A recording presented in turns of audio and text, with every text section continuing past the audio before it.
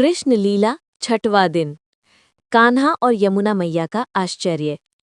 वृंदावन की वो सुनहरी सुबह कुछ अलग ही थी। हवा में फूलों की महक पहले से ज्यादा थी, मानो पूरा वन आज किसी विशेष आगमन की प्रतीक्षा कर रहा हो। पेड़ों की पत्तियां हल्की सरसराहट के साथ कान्हा का स्वागत करती प्रतीत हो रही थी। नंद बाबा के आंगन में हलचल थी। सभी गोप बालक आज फिर सुबह सुबह कान्हा के घर पहुंच गए थे, क्योंकि कान्हा ने कल रात ही कह दिया था, कल हम यमुना किनारे खेलेंगे और मैं तुम्हें एक नई मित्र से मिलवाऊंगा। सभी बच्चे उत्सुक थे। नई मित्र? कौन? कहीं कोई गोपी तो नहीं, या फिर कोई नया बछड़ा? कान्हा बस मीठी मुस्कान के साथ बांसुरी को होंठों पर टिकाए सबको चलता करवा रहे थे। यमुना तट पर दिव्य आगमन। जब सभी बच्चे यमुना के तट पहुंचे तो उन्होंने देखा कि यमुना का जल आज पहले से भी ज्यादा शांत है, मानो किसी गहरे ध्यान में हो। पानी पर हल्की सी नीली रोशनी तैर रही थी। कान्हा ने कहा, आज यमुना मैया तुमसे बात करेंगी। सभी बालक चौंक पड़े। यमुना मैया हमसे बात करेंगी? सच में?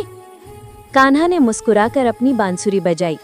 सुर जैसे ही हवा में बिखरे, यमुना का शांत जल हल्के हल्के कांपने लगा और फिर एक प्रकाश रूप यमुना के जल से ऊपर उठने लगा।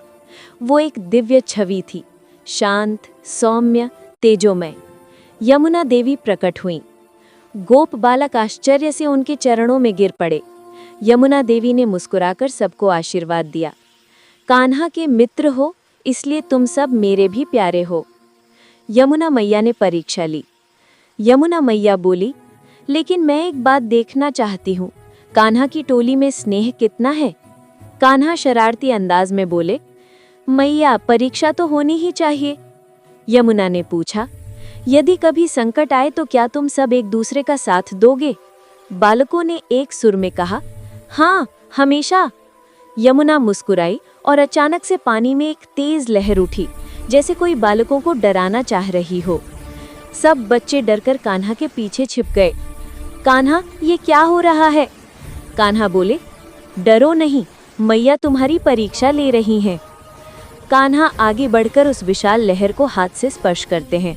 स्पर्श करते ही वो लहर शांत शीतल धारा में बदल जाती है। यमुना देवी प्रेम से बोली, कान्हा के साहस और प्रेम के कारण ही मेरा जल सदैव पवित्र और शांत रहता है।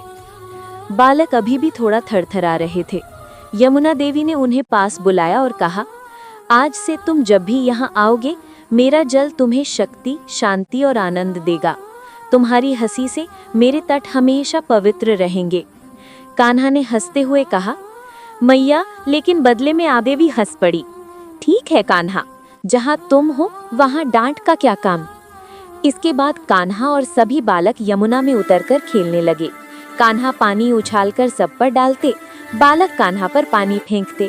यमुना की लहरें कोमलता से सभी को घेरती, मानो एक माँ अपने बच्चों संग खेल रही हो।